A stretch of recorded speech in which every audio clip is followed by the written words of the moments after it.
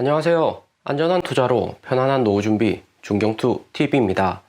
네, 9월 15일 수요일입니다. 비트코인 46,700달러 플러스 4%, 이더리움 3,370달러 플러스 3%, 리플 도시, 폴카담 모두 플러스고 에이다, 솔라나는 마이너스입니다. 우리가 기대한 미국 인플레이션율이 발표가 되고 나서부터 비트코인 위주로 가격이 빠르게 상승이 일어났습니다. 9월 인플레이션율은 5.3% 수치로 8월 5.4%보다 0.1% 낮아진 수치입니다. 인플레이션율은 직접적으로 나스닥하고 코인 시장에 영향을 주기 때문에 우리가 주목해서 봐야 하는 지표이고요. 이번에 나온 미국 인플레이션율 수치는 매월 높아져가는 미국 물가 상승에 어느 정도 제동이 걸렸다 볼 수가 있습니다. 파월 의장이나 옐런 재무장관이 7월, 8월 높아진 인플레이션율에 대해서 연말에는 2%로 물가가 확실히 줄어들 것이라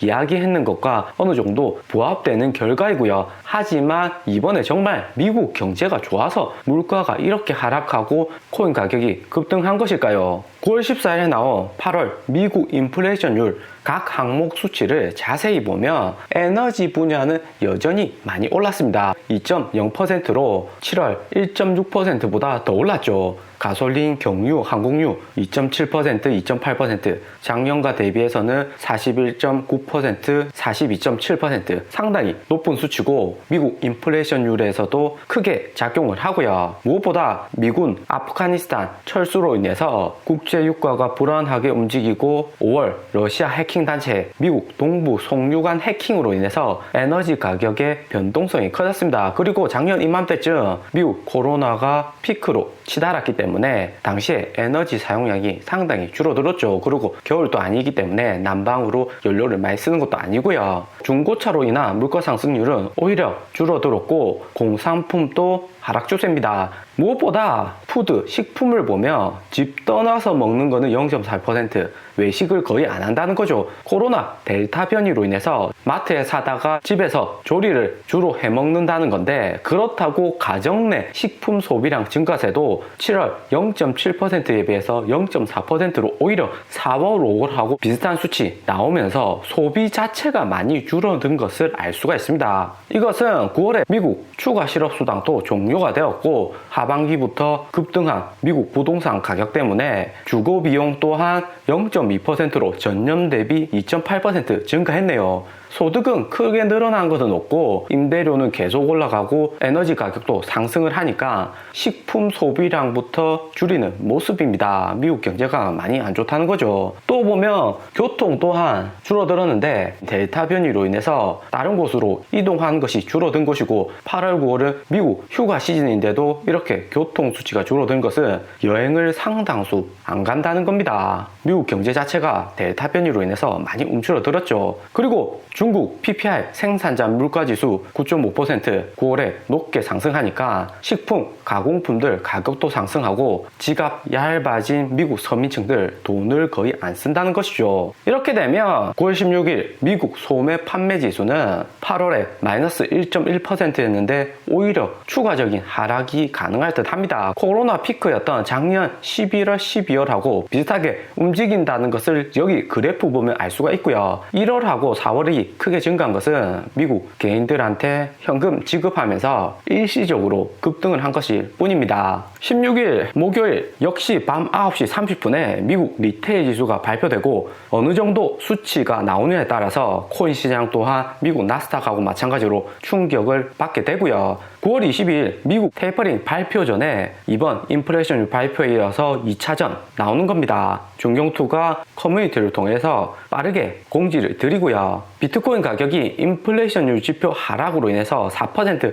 상승은 했지만 추가적으로 급등을 하지 못한 것이 리테일 지수가 이번에 또 낮게 나온다면 2월처럼 일시적으로 영향을 받는 겁니다. 국채금리 올라가고 나스닥, 테슬라 주가는 하락을 하는 거죠. 코로나 델타 바이러스 영향이 8월에 정말 큰데 확실히 8월 미국 경기 회복에 제동이 걸린 것이 물가 수치로 확인이 되고 9월 23일 일주일 후에 정상적으로 미국에서 테이퍼링 진행될지가 관건입니다. 파르장 고민이 많겠죠. 인플레이션율 5.3%였지만 식료품, 에너지 같이 가격 변동, 민감도가 높은 분야를 제외하고 측정이 되는 코 인플레이션율, 근원 물가는 4%대가 나왔습니다. 7월, 8월보다도 더 줄어든 모습이죠. 테이퍼링 금리 인상을 안 했는데도 물가가 점점 잡히면서 테이퍼링 속도는 줄어들 수 있겠지만 미국 테이퍼링 채권 매입을 점차 줄여나가겠다는 정책으로 매달 국채 매입은 일시적으로 유지는 할 수 있겠지만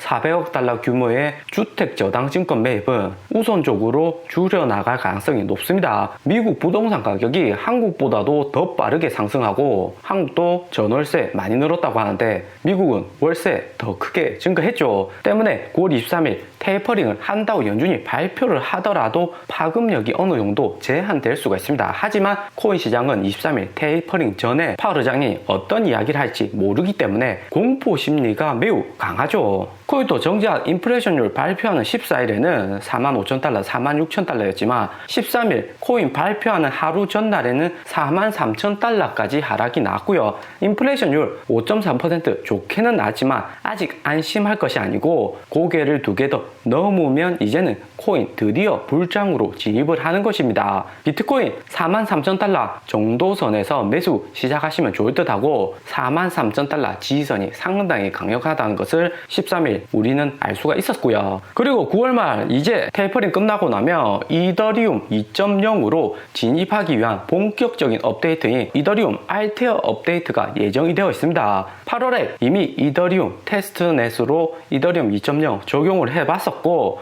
올해 끝나기 전에 이더리움 2.0 완성할 것이라고 부텔릭이 말했기 때문에 작업 증명에서 지분 증명으로 전환될 가능성 매우 높죠. 이더리움 2.0이 되면 런던 하드포크 하고도 계속 높게 유지되던 가스비가 중앙 컨트롤로 인해서 더욱 줄어들게 되고요. 최근에 에이다, 솔라나가 힘을 못 쓰는 게 이더리움 2.0 다가오기 때문이죠. 하지만 채굴자들 이더리움 많이 보유한 세력들의 저항이 거셉니다. 특히나 이더리움은 8월 런던 하드포크 이후에 소각량 늘어나고 채굴자 입장에서는 상당히 불리한 환경이 점점 만들어지고 있고요. 이더리움이 작업 증명에서 지분 증명으로 변환되면 가장 피해를 많이 입는 곳이 채굴자죠. 채굴하는 사람들이 이더리움 채굴에 맞게 시스템을 다 만들어 놨는데 이더리움이 채굴이 안 된다니까 다른 코인 넘어가야 되는 거고 그 중에서 혼란 올 가능성이 높습니다. 채굴 가능한 작코인들 가격 상승 클 수가 있고요. 하지만 하루아침에 다른 코인들하고 채굴을 해야 되는데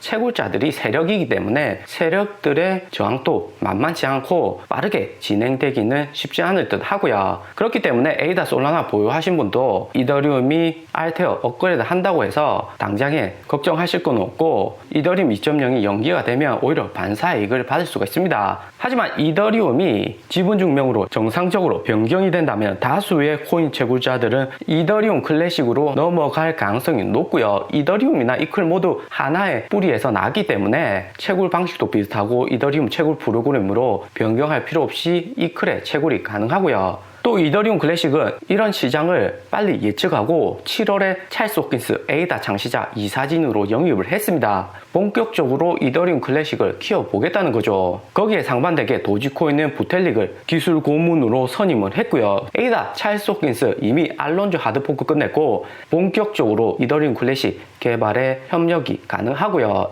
에이다가 그레이스케일 메인 코인인 이더리움 클래식하고 협력하는 것은 에이다도 이더리움 클래식과 협력으로 얻을 것이 많기 때문입니다. 이더리움 클래식 가장 많이 보유한 DCG 그룹 그레이스케일 펀드는 비트코인도 60만 개 보유 중이고 코인 업계에서도 10년 이상 역사가 길죠. 눈치 빠른 찰스 호킨스 빠르게 이더리움 클래식 이사진에 들어간 것이 확장을 위해서는 DCG 코인 환경에서 절대적인 위치에 있는 그레이스케일 제안을 거절하기 힘들었을 듯 보이고요. 그러니까 그레이스케일이 에이다 코인 그레이스케일 라지 캡 펀드에 7월에 정식 편입되었고 에이다 추가적으로 개별 펀드로 그레이스케일 트러스트 상품에 안착 가능합니다. 그렇기 때문에 에이다는 우수한 기술로 그레이스케일 지원을 받아서 이더리움 클래식 발전에 협력 강하게 하겠죠. 11월에 비트코인 템루트 스마트 컨트랙 추가하는 업데이트도 남겨두고 있기 때문에 하반기부터는 여기 있는 비트코인하고 이더리움 클래식 그리고 나머지 그레이스케일 보유 코인들 약진하는 기간이 될 듯 합니다. 라이트코인은 이미 월마트 루머로 급등 크게 한번 왔었고요. 오늘의 영상은 여기까지입니다. 좀 더 디테일한 투자 정보가 필요하신 분들은 커뮤니티로도 자료가 공유되니까 멤버십 가입과 구독 부탁드립니다. 감사합니다.